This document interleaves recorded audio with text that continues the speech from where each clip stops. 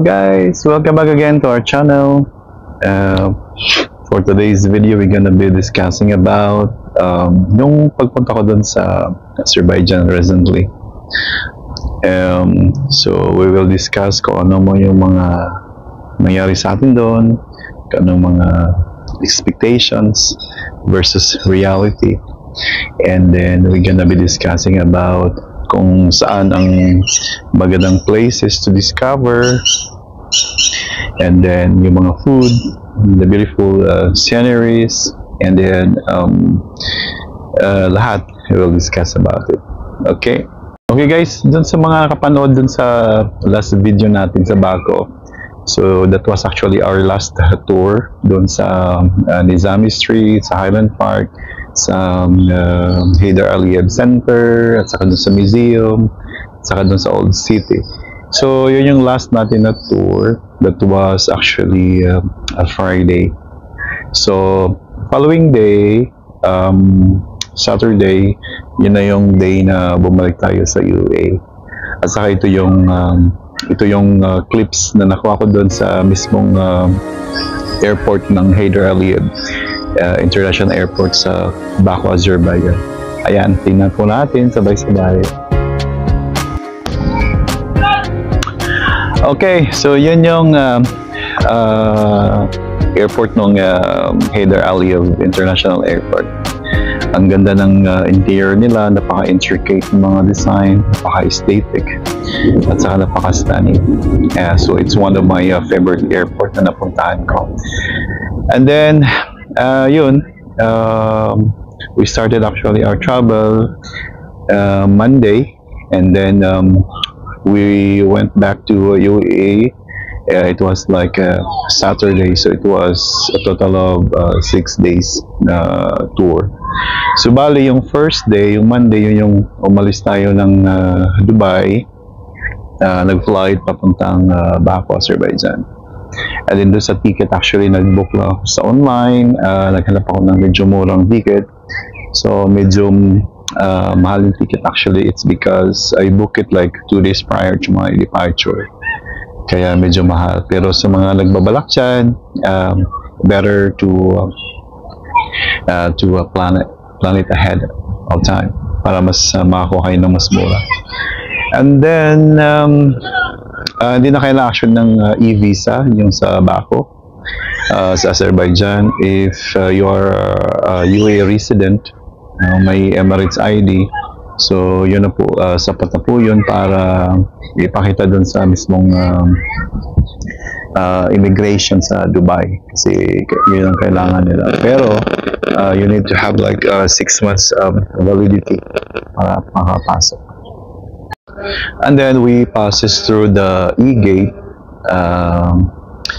Mabilis lang, you have to scan only your passport para makalabas na kayo. Tapos yun, it's very easy.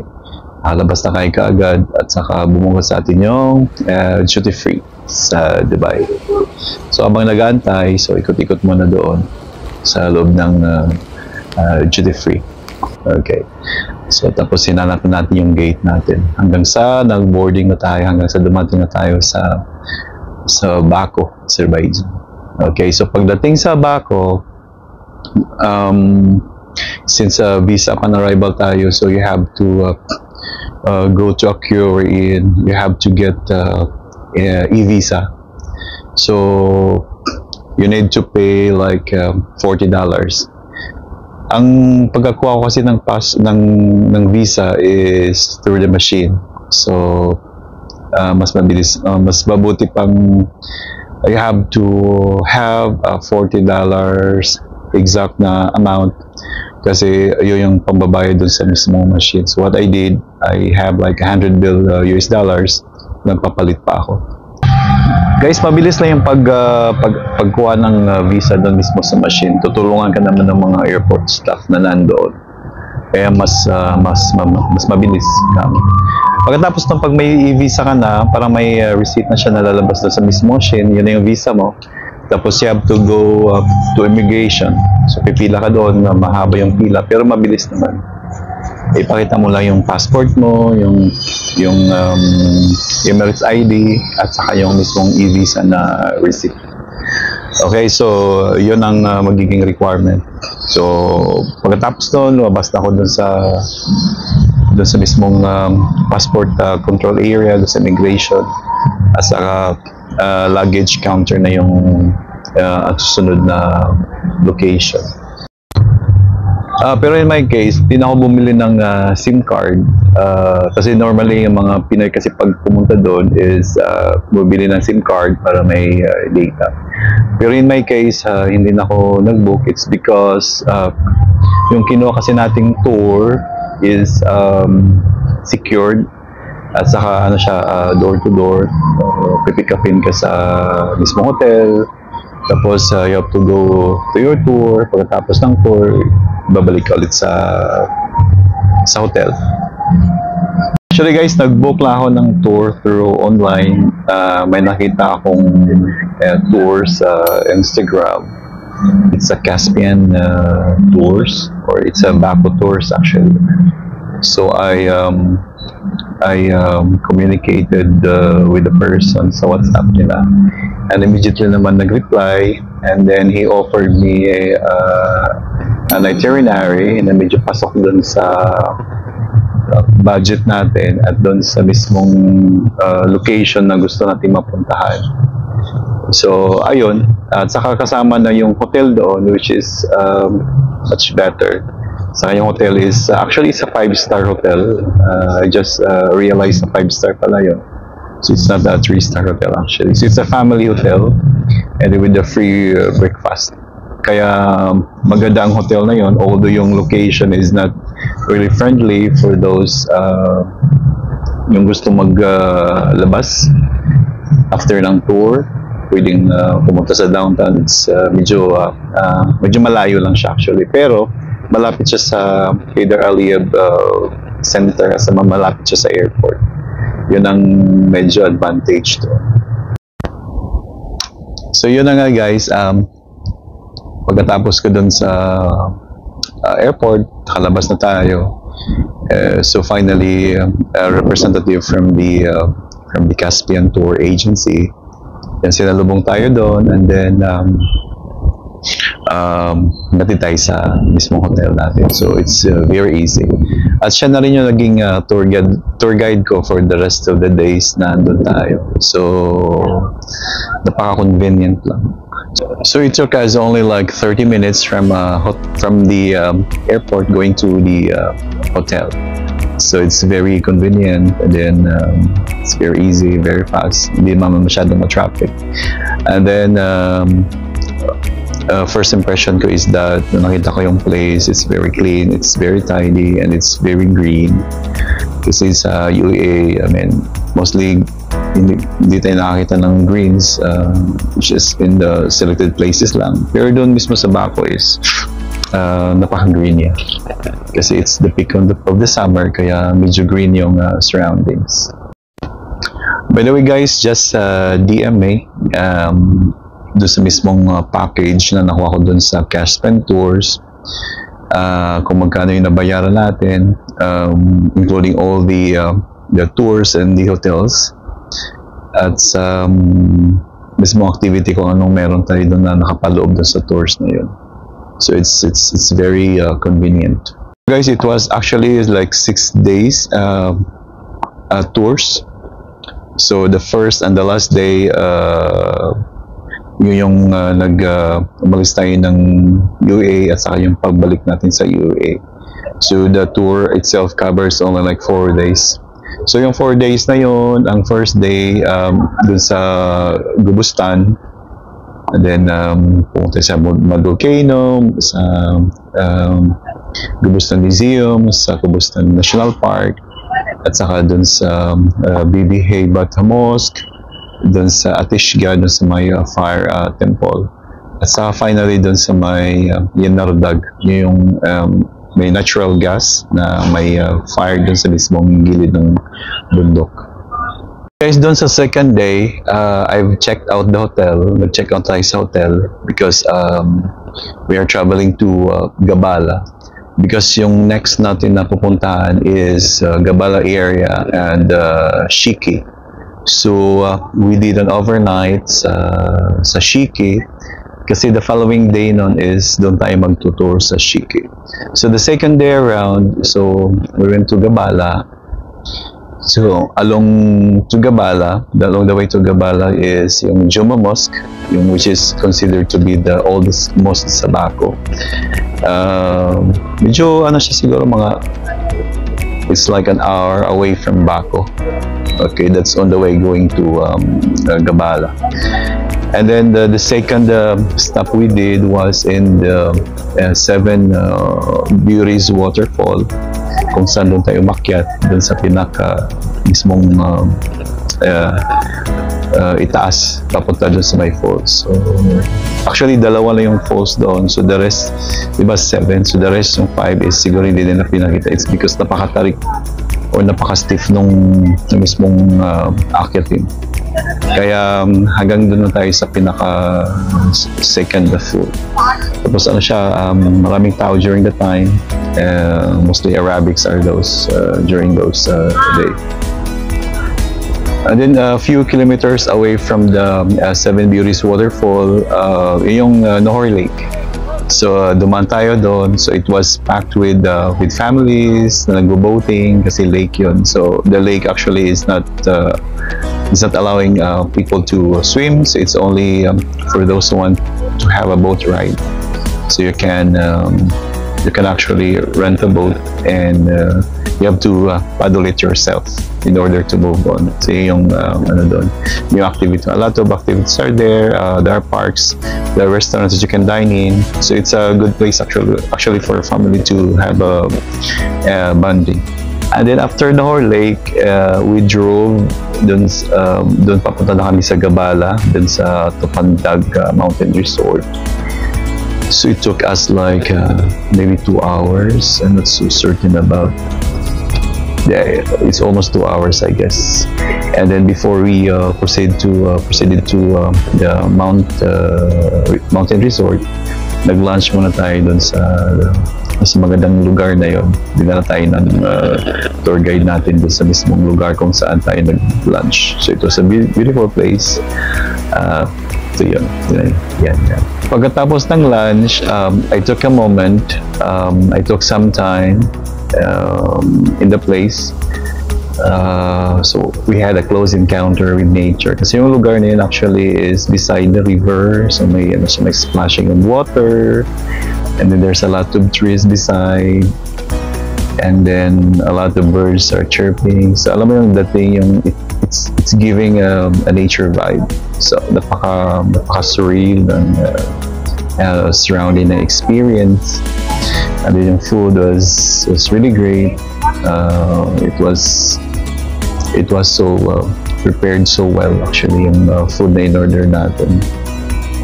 So guys, pagkatapos ng lunch natin, so we drove going to the Tupandag Mountain Resort, so where the cable car was. So when we reached there, alam mo yung goosebumps ko actually. Oh my god. So it's like a paradise. Ang ganda ng place. Ang ganda ng place. Ito yung guys, tingnan nyo. Yeah. Ang place is so green. Ang daming puno. It's actually at the bank of the mountain. Caucasus Mountain actually yung park na yon.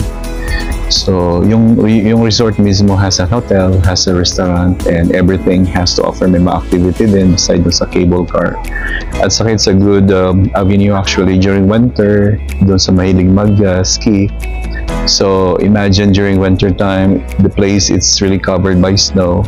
So it's a good idea actually. It's a good place where you can enjoy skiing and feel the cold of the winter. So by summer ito yun guys. So guys, after dun sa shock moment ko na nakita ko yung place, then I proceeded to the cable car. So you have actually to take more steps going up para ma-reach mo yung location where the cable car is. So I paid like 19 Azerbaijan manat for the whole cable trip.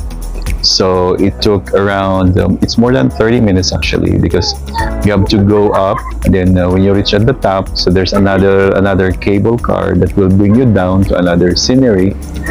Pagkatapos nun, mag-U-turn ka lang dun sa mismong sa mismong ibaba na yun, and then again you have to go up. Pagkatapos nun, pwede ka magstay dun for a while. There's a restaurant that you can have a drink, some food. And if you decided to come down, so sasakay ka ulit dun sa cable car kung saan yung unang nagdala sa'yo dun sa itaas. So yun yung rides na yun.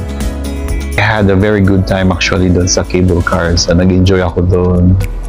Alam mo yun, nung nag-cable car tayo, solo ko yung mismong cable car. So doon natin napagtanto na any moment kung ano mangyari dun sa cable car na yun, alam mo yun, wala, I mean, it's the end of the world actually. I mean, I have fear of heights. So, ang napakalalim niya actually guys, sobrang lalim, sobrang nakakatakot. Sa pagdumaan dun sa mismong parang poste ng cable car, alam mo yun, nag-shake siya na parang mahuhulog. Kaya I have that kind of fear na medyo na-overcome ko somehow.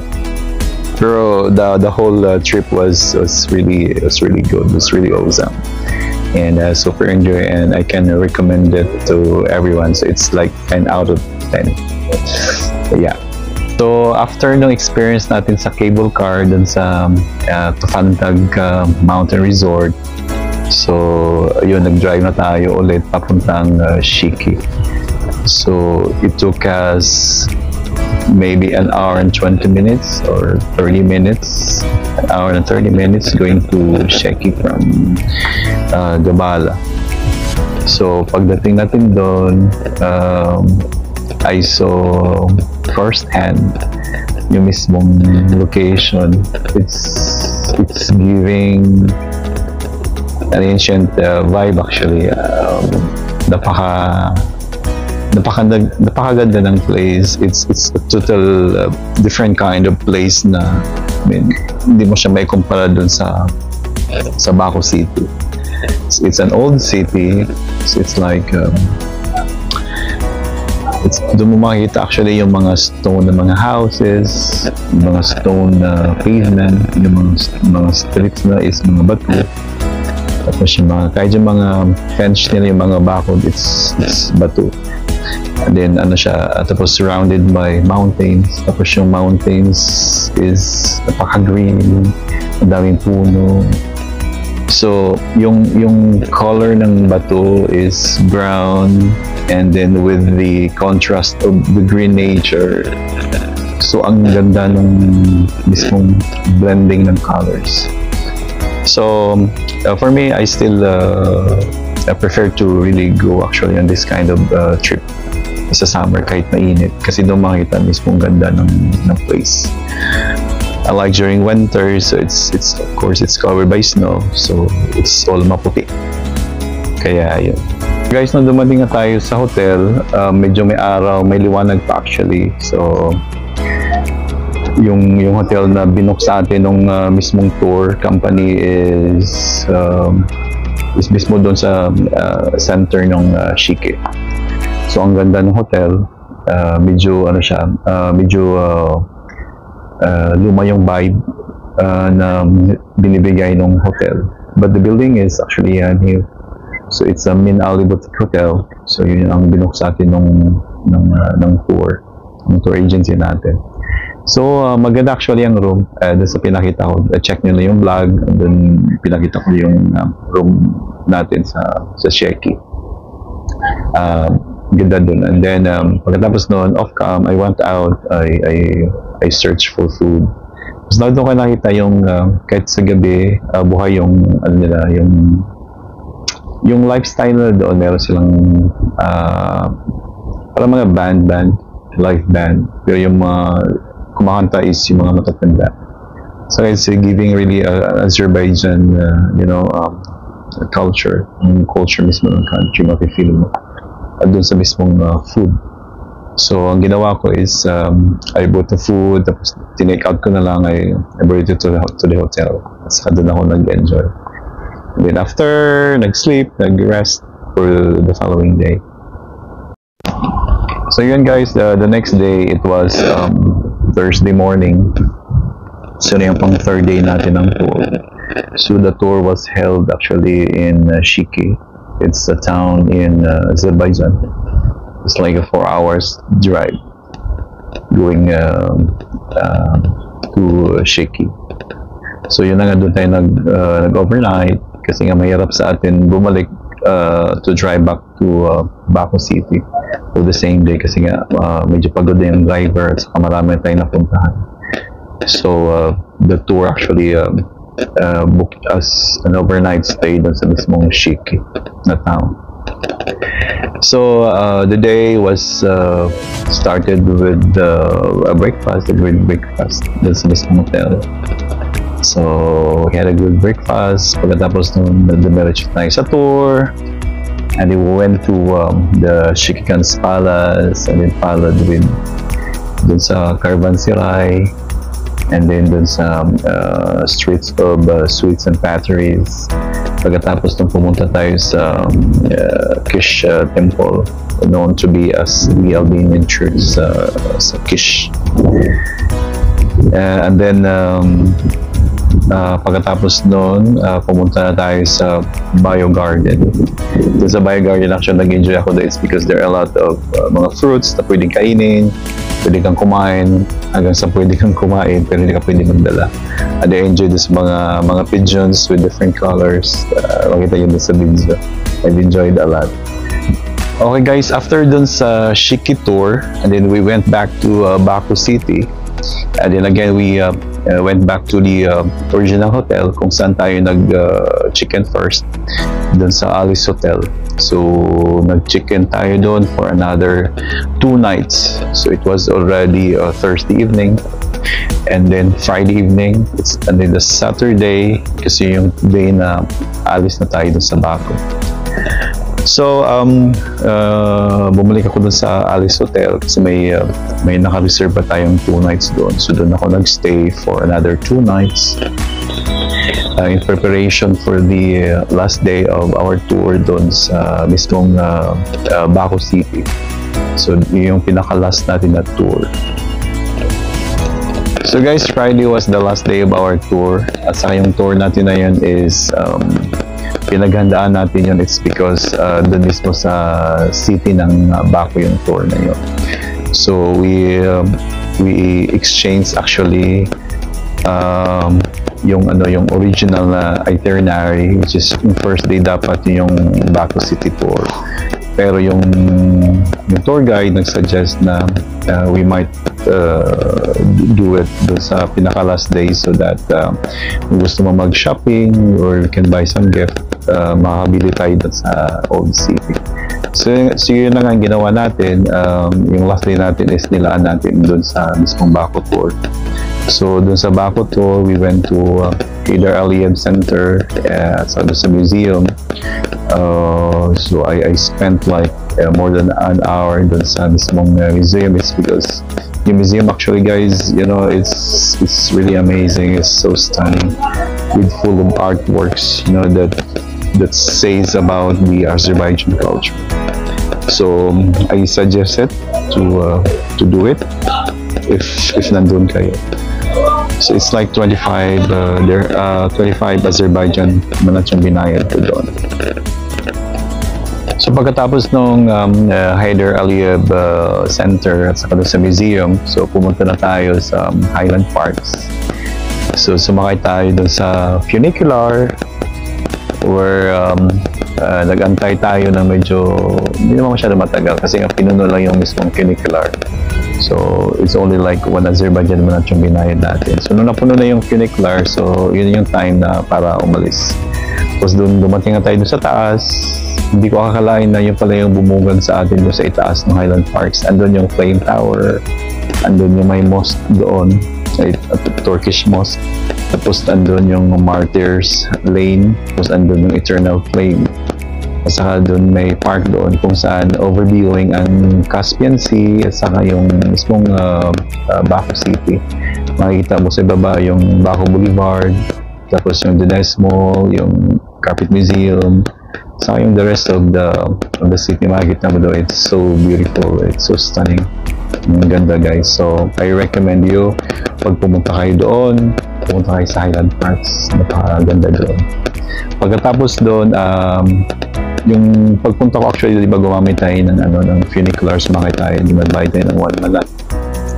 Pagbaba ko, bumaba ko doon gamit yung hagdanan kasi hindi ko na inabutan yung funiculars. So bumaba tayo gamit yung hagdanan pababa, which is hindi naman nakapagod kasi pababa.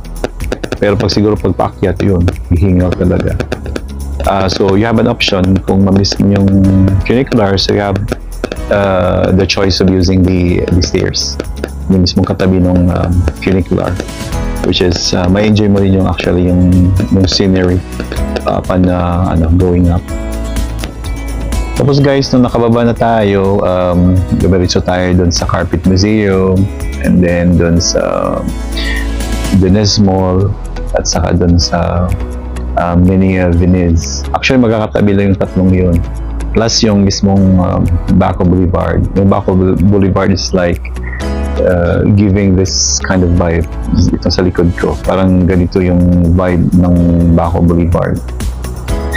Yeah, actually guys, andito tayo ngayon sa Sharjah Al Marjan, dito sa mismong Corniche, kasi malapit na yung bahay namin. So pagkatapos nun, nag-drive kami papunta sa Nizami Street, kung saan andun yung station ni Nizami, yung mismong point. So yung Nizami Street actually is mismong sa harap ng monument ni Nazimi. Kaya yung Nazimi Street actually is pinangalan dahil kay Nazimi. Siya yung poet actually, na famous poet. So doon sa mismong Nazimi Street is ayun, na-amaze ako doon sa mismong lugar. Alam mo yung vibe na binibigay ng place is a very Paris, it's a European vibe ang dating ng place sa akin. So ang ganda doon, ang ganda. Maraming mamahaling mga boutique, maraming mga shops, coffee shops, everything, pwede ka mag-shopping. Tapos yun. Sorry guys, na-confused ako minsan. It's either Nizami or Nazimi. Actually, it's Nizami. It's not Nazimi. Na-confused na ako pag-bigkas. So, doon sa Nizami Street, actually, yung pinaka-famous din na street sa Baco. Maraming mga lokal at saka mga tourists na pumupunta doon. At karugtong nun is the Old City. So, it's a short walk going to the Old City from Nizami Street. So yun sa Nizami Street, daming mga mga pwedeng mabilhan kung ano gusto niyo. But if you want more cheaper bargains, doon tayo pupunta sa Old City, kung saan nandun yung Shervan Shah's Palace, andun yung Miniature Book Museum, at saka yung si Maiden Tower nandun. So pumunta tayo doon, bumili tayo ng mga souvenirs and all, sweets. Kaya medyo nakakuha tayo ng magandang bargain doon. If you guys want to buy something from Baco, mga cultural products or anything about Azerbaijan, you can buy it in the Old City with a better bargain and good prices. So doon kayo bumili. So yun guys, pagkatapos ng Baco tour natin, so hindi na kami nag-lunch actually, it's because parang napaka-hectic ng schedule, nagmamadali kasi nga sobrang pagod na rin sa init. Pero I still enjoy, actually, nagreklamo. I really enjoy the place. Tapos yun, nagpatid na tayo sa hotel. Doon na lang ako din nag-rest. Tapos pagkatapos doon, so after mga 1 hour ng pag-rest, lumabas ako off-cam. Tapos ayun, nag-lunch. I enjoyed much actually sa lunch. And dito, nag-prepare na tayo. Nag-prepare natin ng mga gamit. Inayos ko na yung mga gamit kasi nga the following days, flight back na natin, going back to UEA. So yun guys, natapos yung tour natin. It was 4 days tour, and then on the 6th day, Actually, yun yung ano natin, yung pagbalik natin sa UEA. So guys, let's discuss about my realization about this tour natin. So napansin nyo, ako lang mag-isa. It's a solo travel, wala si partner. It's because yung visa niya kasi is 2 months old. So matatapos na siya by October. So hindi na siya pwedeng mag-travel. Pero pwede siyang actually i-apply dun sa mismong Azerbaijan consulate, or in i-comply mo lang yung mga requirements na ibibigay ng mismong embassy ng consulate, makakuha ka rin actually ng visa. Pero late na nalaman ko na meron pa lang ganun. Otherwise, I could have done it earlier para masama ko si partner. So yung realization actually is mahirap din pala mag-travel na mag-isa. Nasanay kasi ako na mag-travel na with a partner. Kaya yun na yung sa akin, sa part ko lang yun yung na-realize ko. And then guys, I've realized din na minsan, alam mo yung nagpaplano tayo for certain trips, tapos sa sobrang dami ng plans, hindi na matutuloy. So mas maganda yung biglaan, alam mo yun, so which is natutuloy ka agad. Actually sa akin, I was planning to go to Azerbaijan. It's only a plan, but then last minute I've decided to go. Guys, mas maganda din actually pag kumuha kayo ng tour. It's because organized yung scheduling, yung pag-pick up at saka yung paghatid after ng tour is very organized. And then hindi kayo matatakot na lumabas. It's because kung ano yun nasa schedule, yun yung masusunod. Then guys, I've realized na medyo mahal din pala sa Baco, especially this food nila. Pero if you're clever enough or wise enough, you can actually eat, you can have lunch or dinner in less price amount. So nasa iyo na lang yun. Pero since ako mag-isa, so I'd rather go for some sandwich lang, ganun. So I've enjoyed mostly of their sandwiches. So guys, if you're planning actually to go to Baku, Azerbaijan, just book your ticket ahead of time so you can have it in a cheaper amount, in a less amount, and then book for a tour which will make your life easier. And then it's all up to you kung kukuha kayo ng SIM card or not. Kasi sa mga hotel, kasi sa mga restaurant na napuntahan ko, I mean, may wifi naman. So wala, hindi ako bumili ng SIM card, which is less yun sa ginastos ko. Guys, doon sa 4 days ko na tour, actually nagpapalit lang ako ng $150 doon sa mismong local currency. Saka yung amount na yun is yun yung ginamit ko doon sa entire 4 days na tour, doon sa ginastos ko about sa tours, I mean doon sa food, not sa tours, sa food, doon sa mga entrances, doon sa mga museums, lahat ng mga entrances. So actually, hindi ko siya naubos yung amount na yun. So on the last day, doon sa mismong 4th day ko, I still have like 120 Azerbaijan manat. So yung ginamit ko para bumili ng mga pasalubong doon sa old city ng Baku. So guys, actually kung mag-isa ka lang din naman, medyo matipid din. Depende din doon actually doon sa paano ka kumain, paano mo gastusin yung pera mo. So doon tayo sa budget-friendly travel since mag-isa lang tayo. Pero kung dalawa, andyan si partners, of course, dubli yung gastos, diba? Doon sa mismong mga ticket entrances sa mga museum, doon sa mga locations na pinuntahan natin na may bayad, na may entrance fee. So of course, magdudoble yun. So pero in terms of food, of course, food yun. So hindi naman kailangan mag-budget, although we have certain, level of amount na pwedeng gastusin doon sa mismong kain. So it's all up to you actually kung paano nyo i-deal yung budget nyo. But you can go for a fairly budget tour.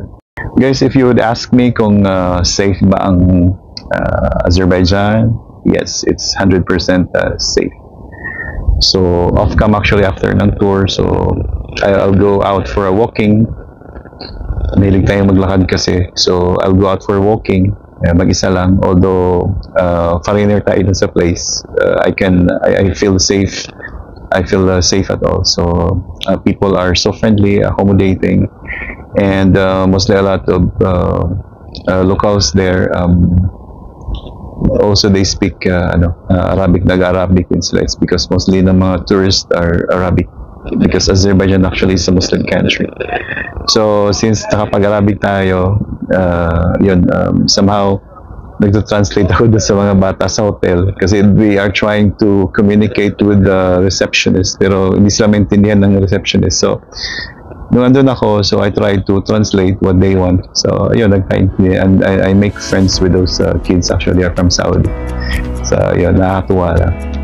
So it's 100% safe. So it's really good. So yun na yun, guys. Everything has been stated clearly. So kung meron kayong mga tanong, just drop your comment down below. That's the comment section. And then book your ticket now. So try to go sa summer. So it depende sa inyo kung anong gusto nyong season. So it's either summer, autumn, or winter. So actually nag-book ako ng summer. It's because medyo mura yung ticket. Hindi naman mura, pero okay lang kasi late na tayo nag-book. Kaya yun lang sa ngayon. I hope to see you again in our next vlog, next video. See you soon. Bye bye for now.